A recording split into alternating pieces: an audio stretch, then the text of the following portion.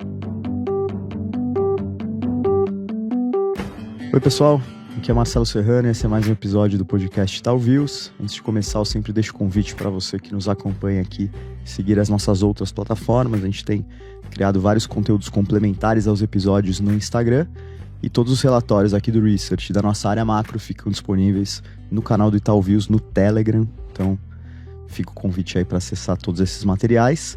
E no episódio de hoje a gente vai falar bastante sobre o cenário macro brasileiro. A gente teve os últimos dias aí bem agitados, bastante volatilidade, e após alguns episódios que focaram mais em bolsa e até no mundo cripto, a gente volta a mergulhar no macro para entender como esse cenário deve se desenhar para os próximos meses e como ele deve se espelhar e impactar tanto os mercados quanto os preços dos ativos. Para nos ajudar com essas questões, a gente conta hoje com as participações da Júlia Gottlieb, que é economista aqui no Itaú Unibanco, e do Sebastián Maculan, que é head da mesa de renda fixa na tesouraria aqui do Itaú BBA. Tudo bem, Seba, bem, Júlia? Tudo bem, Marcelo. Beleza. Obrigado pelo convite. Bom, um prazer. Acho que é importante a gente gravar esse episódio depois de alguns dias aqui bem agitados. E acho que antes de falar em detalhes sobre alguns aspectos macro, acho que não teria como começar sem repercutir o anúncio do Ministério da Fazenda, falando um pouco sobre o pacote de corte de gastos. Eu queria primeiro perguntar para a Júlia o que mais preocupa e se a gente consegue considerar algum caminho mais positivo desse anúncio, e depois para o Seba querer entender um pouco como é que foi a recepção do mercado e as principais reações aí. Tá bom. Bom, vamos lá.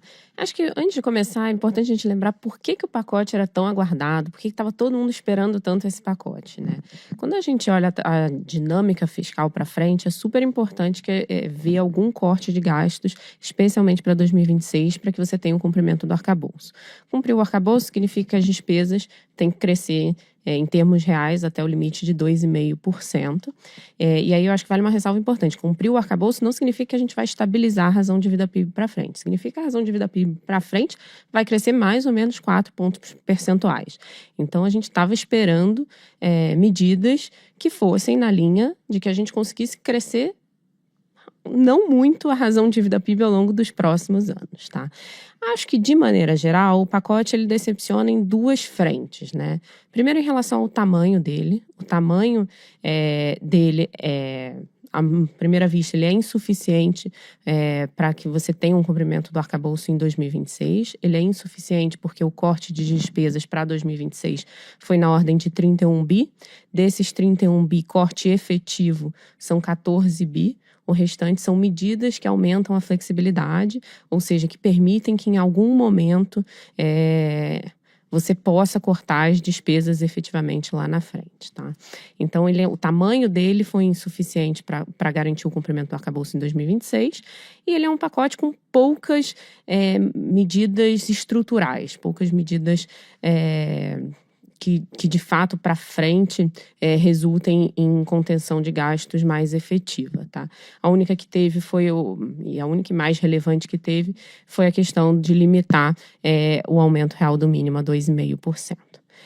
Além disso, o pacote ainda veio anunciado junto com a isenção do IRPF até os R$5.000, né? Isso tem um custo na casa de 38 bi. Ainda vai ter muita discussão de como é que isso vai ser financiado, né? Qual vai ser a contrapartida dessa isenção de IRPF até a faixa de R$5.000.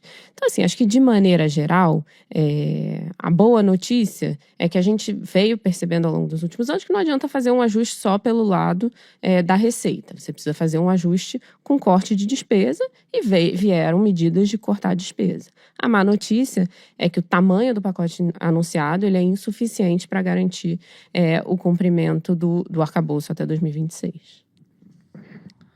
Bom, do lado da reação do mercado, vale lembrar que a gente está discutindo esse pacote fiscal já tem, acho que quase 2 meses, tá? Era antes mesmo da eleição americana, já se falava, esperava-se que depois dessa eleição viesse, que o Brasil ia esperar como ia ficar os resultados das eleições para anunciar algo positivo.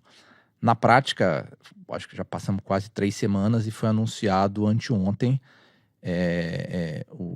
Começou a sair na mídia os principais pontos, e eu acho que ontem, oficialmente, o ministro explicitou todos os detalhes. Foi assim, o mercado foi mal recebido. Os motivos principais é que ele foi aquém do esperado, e além disso, introduziu-se essa questão da isenção do imposto de renda para aqueles que ganham até 5 mil, como tema junto com o pacote fiscal. Na prática, assim, antes o câmbio estava 5,85, hoje chegou a bater 6,10 e voltou aí para o nível de 6 agora, tá? Então, como o Banco Central não deu nenhum guidance na última reunião do Copom, ou seja, o próximo passo está livre, ele pode fazer o que ele achar melhor, e na verdade, o comprometimento com a meta. Então, o mercado vai sempre colocando mais prêmio do que possa ser o próximo passo, tá? Hoje está entre 75 e 100, é o que o mercado precifica.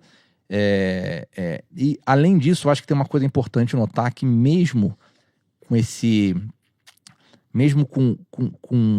essa isenção de IR de 5 mil sendo fiscalmente neutra, a percepção no mercado é que ela é inflacionária, porque você vai, na verdade, aumentar a poder de compra da classe mais baixa e na verdade, a compensação da classe mais alta não afeta muito a curva de utilidade dela, no sentido que ela não deve diminuir o consumo ou não. Então, o mercado vê isso como um choque quase que permanente para a inflação a partir do momento que ela for adotada, tá? Isso seria hoje, talvez, a partir do início do ano 2026. Isso aí, na prática, a inflação, a gente nunca sabe exatamente quando bate, mas a gente tem uma janela que a gente deve observar isso ao longo do ano de 2026. Perfeito. Júlia, falando um pouco de câmbio, a atualização já trouxe uma mudança significativa, um target aí para 5,70, mas nos últimos dias a gente viu testar novas máximas, chegou a 6,10, como o Seba colocou. O que a gente deve esperar para o câmbio, e nessa equação de um externo mais difícil também, e o nosso cenário doméstico com essas questões todas que vocês comentaram, o que deve pesar mais, da onde deve sair esse resultado aí para a nossa nova projeção de câmbio? Então, na linha do que você falou, a gente já fez uma revisão para um câmbio mais depreciado na nossa última revisão de cenário. A gente esperava alguma apreciação do câmbio, com aumento de diferencial de juros, isso ia atrair fluxo de capitais estrangeiros para o Brasil e ajudar a moeda a apreciar. Nessa última revisão de cenário, a gente já não via mais espaço para isso. Enfim, o câmbio tem muita volatilidade, então é sempre mais difícil de comentar. Mas acho assim, de maneira geral, a gente deve ver um câmbio que vai continuar pressionado ao longo dos próximos meses, tá? Por quê? Porque, em primeiro lugar, no cenário internacional, não é um cenário de dólar fraco globalmente, pelo contrário, né? Acho que pós-eleições do Trump, a gente tem um cenário que deve ser de dólar forte, seja pela política fiscal que deve ser adotada pela nova administração lá, seja pela política de tarifas em relação ao comércio global, pela política de imigração, são todas políticas na linha de manter um crescimento razoável da economia americana e de manter e políticas inflacionárias, né? Então, a queda de juros lá, que, enfim, na metade desse ano, chegou a se imaginar que ia ser maior e mais intensa, hoje já se imagina que vai ser menor. Se a queda de juros nos Estados Unidos é menor, isso tende a desfavorecer os ativos de risco, consequentemente, o real. Então, o cenário internacional não nos ajuda. Internamente, você tem todas as pressões vindas da incerteza fiscal, isso pressiona o prêmio de risco do Brasil, isso limita um cenário mais benigno para a moeda. Uma outra coisa que é super importante, às vezes a gente acaba passando batido, quando a gente olha a dinâmica das contas externas, teve uma piora relevante ao longo desse ano, né? Então, a gente olha o déficit em conta corrente, no final do ano passado foi na casa de 20 bi. Hoje ele está rodando em 70 bi, que é mais ou menos entre 3 e 3,5% do PIB. Então, assim, isso é basicamente reflexo de uma economia que está aquecida, que tem um excesso de demanda, tanto por bens quanto por serviços, lá de fora. Então, isso gera um fluxo de saída de dólares, tá? Então, assim, de maneira geral, por mais que você tenha um diferencial de juros elevado, uma divergência de política monetária em relação aos outros emergentes, que é relevante, acho que o Brasil me arrisco a dizer que é o único que está subindo juros, né?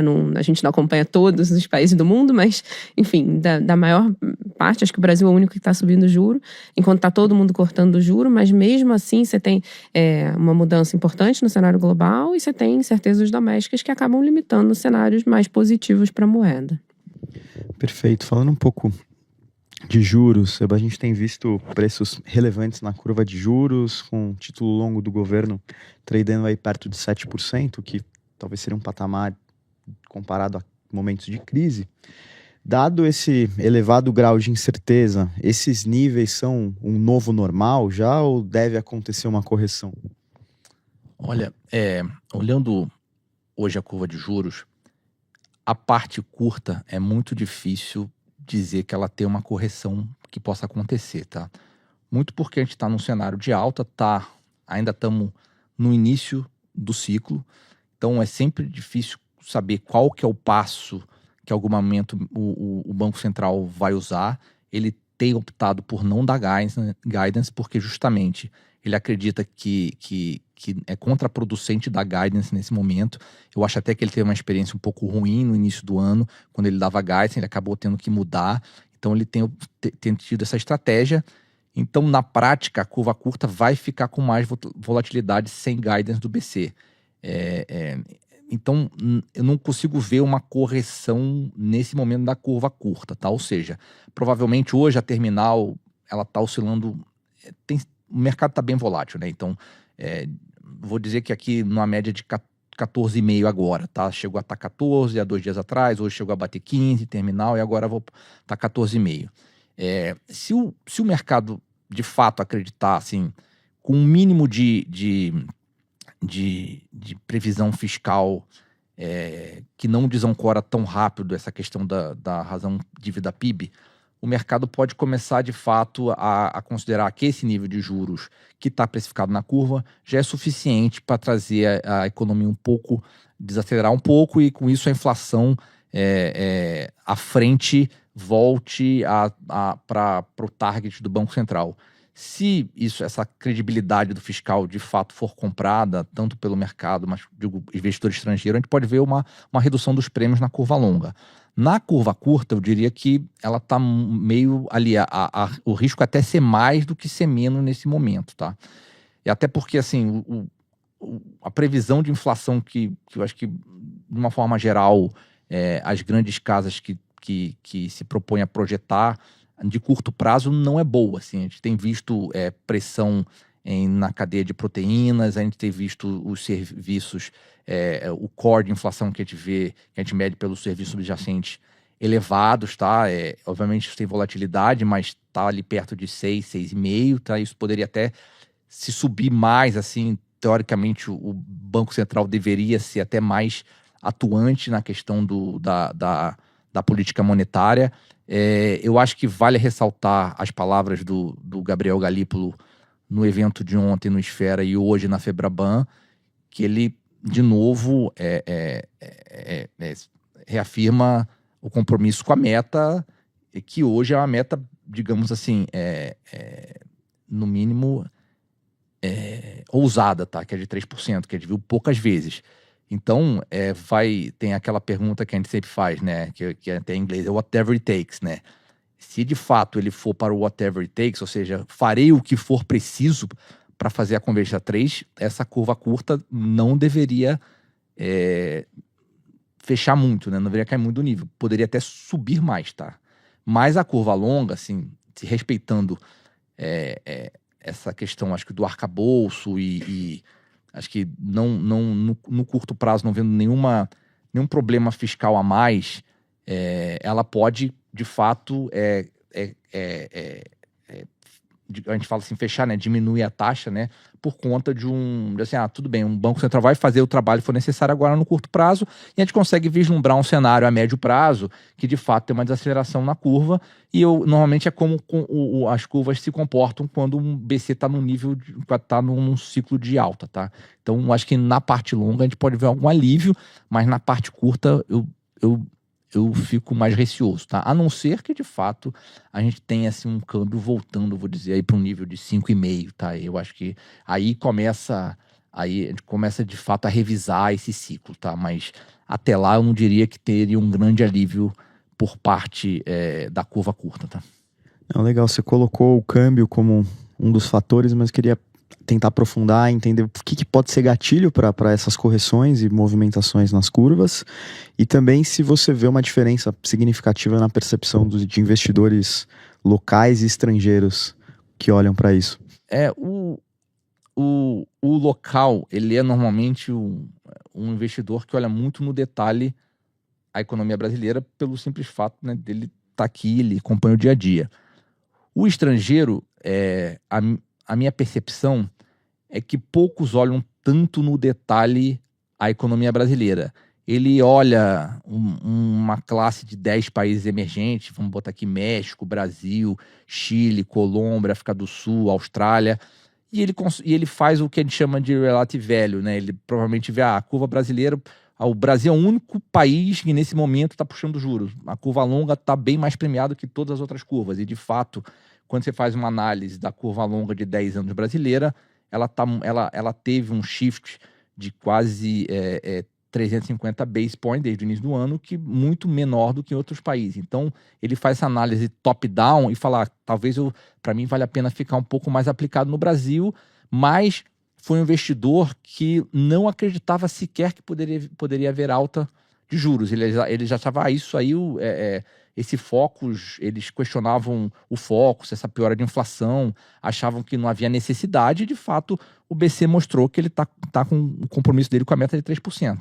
Então acho que ele saiu um pouco machucado nesse sentido que ele perdeu dinheiro especificamente em Brasil. Talvez ele provavelmente em novos patamares deve voltar a aplicar. Então acho que ele entrando talvez com mais vigor, e aí você provavelmente também tem que ter a ajuda do externo, ou seja, o Fed talvez indo além do ciclo terminal, que hoje, se não me engano, na curva americana está por volta de 3,5, além do 3,5, perto do 3, eu acho que vai ter um ímpeto maior aí do estrangeiro voltar a comprar os títulos longos brasileiros, e a gente pode ver uma melhora, tá? Perfeito. Falando um pouco de política monetária agora, Júlia, a gente também revisou isso na última divulgação do cenário. Como você está imaginando que vai ser essa condução e o que a gente deve esperar aí de taxa terminal? Bom, a gente espera que o Banco Central leve aí a taxa de juros até 13,5%, né, a passos mais tempestivos, né? Então ele já deve subir em ritmo de 75 na próxima reunião, mantém no 13,5 ao longo do ano que vem inteiro, né? A gente começou o ano cortando juros, em algum momento do ano ali parou, havia dúvidas se o BC ia voltar a subir, voltou a subir, né? Acho que o que está por trás disso é que a gente viu ao longo dos últimos anos uma política fiscal bastante expansionista, uma política fiscal que foi calcada em transferência de renda para as famílias, né? E isso tem impacto inflacionário, né? Acho que tem impacto inflacionário basicamente via 3 canais, né? Via aumento de demanda agregada, então, em última instância, esse dinheiro que você está transferindo para as famílias vira consumo, isso dificulta o processo de desinflação. Em segundo lugar, porque como você está aumentando o número de transferências, isso piora a tua dinâmica de dívida para frente, acaba pressionando o prêmio de risco, pressiona o câmbio, também dificulta a desinflação dos itens que são mais ligados à taxa de câmbio, né, que são aqueles itens comercializáveis. Em último lugar, isso acaba impactando também a dinâmica das expectativas de inflação, né? Então, eu acho que assim, ao longo dos próximos meses, o que a gente vai estar prestando bastante atenção, essas expectativas de inflação, por exemplo, que já estão desancoradas há bastante tempo, elas vão continuar desancoradas, elas vão continuar piorando, a taxa de câmbio vai continuar depreciando. Eu acho que, enfim, a gente vai estar olhando isso, o próprio Banco Central está olhando isso, na hora de calibrar, né? Ele mesmo tem falado isso o tempo todo, né? Ele precisa recalcular a rota, né? Então, ele vai estar o tempo inteiro recalibrando qual é o grau de aperto necessário na economia para que você tenha um processo de desinflação, para que as expectativas e a projeção de inflação possa convergir em direção à meta. Então, acho que, assim, a gente vai estar olhando isso, ele vai estar olhando também, vai depender muito aí da dinâmica das expectativas, vai depender do nível da taxa de câmbio para determinar exatamente aonde ele vai parar esse ciclo de alta. Legal, a gente falou sobre câmbio, política monetária, mas para fechar essa volta aí nas projeções do cenário, eu queria perguntar também como a gente está vendo atividade e nossas projeções para a inflação, agora considerando um patamar de câmbio mais alto que, enfim, deve acabar prejudicando também. No nosso cenário hoje, a gente tem uma projeção de inflação ao final de 2025 de 5%. Balanço de riscos continua sendo assimétrico para cima, né? Já é assimétrico para cima há algum tempo, né? A gente vem revisando essa projeção de inflação de 2025. Acho que o principal driver aí vai ser o câmbio, né? Em que nível o câmbio vai estabilizar. Para a atividade, a gente projeta 3,2 esse ano, com alguma desaceleração da atividade ao longo do segundo semestre do ano. Na terça-feira, a gente vai conhecer o PIB do terceiro trimestre, a gente vai ver se de fato alguma desaceleração já aconteceu, que é o que a gente espera, né? Para o ano que vem, a gente espera 1,8 de crescimento. Então, um crescimento menos robusto do que o que a gente viu em 2024. Basicamente, o que está por trás desse crescimento é que você vai ter um pouco menos de impulso fiscal e você tem mais juro, né? Então, isso acaba fazendo com que o crescimento do ano que vem seja um pouco mais fraco do que o desse ano. Perfeito. Para a gente fechar, Seba, sempre que a gente recebe um convidado da tesouraria, a gente pergunta uma trade idea, digamos assim. Considerando tudo que a gente falou aqui, quais são as ideias de alocação ou estratégias que parecem fazer mais sentido no cenário aí que vocês dividiram? O que a gente tem olhado mais lá na tesouraria em si, que é onde chama de um trade de curvatura de curva, tá? Que seria basicamente ficar tomado na taxa curta ali, que seria de janeiro 26, ou seja, acreditando que essa taxa de 1 ano e meio, janeiro 26 hoje, quase um ano, possa subir, e que a taxa longa, vamos botar um janeiro 30, caia em relação ao janeiro 26, ou seja, um que a gente chama de curva, um trade flattening, tá? O motivo se de fato endereçado esse fiscal, assim, hoje teve tweet tanto do presidente da Câmara quanto do Senado, o Lira e o Pacheco, e eles falaram que qualquer renúncia fiscal vindo dessa reforma do imposto de renda, ou seja, isentando todos que ganham abaixo de 5 mil, tem que ser compensada. Então, isso já dá uma dinâmica assim, melhor, tira um pouco esse receio que haveria mais uma conta a se pagar no ano de 26. Com isso um pouco fora do radar, eu acho que você consegue ver o BC fazendo o trabalho apenas via política, quer dizer, o trabalho do BC de política monetária dando certo, e aí em algum momento, como eu disse, você acaba precificando uma desaceleração, porque em algum momento vai ter um ciclo de corte novamente. Acho que em termos de, assim, isso talvez mais um trade idea de investidor institucional, mas assim, pensando talvez no varejo, seria talvez comprar uma B29, que é que a gente chama B da barriga, que tem aí então uns 4 anos à frente.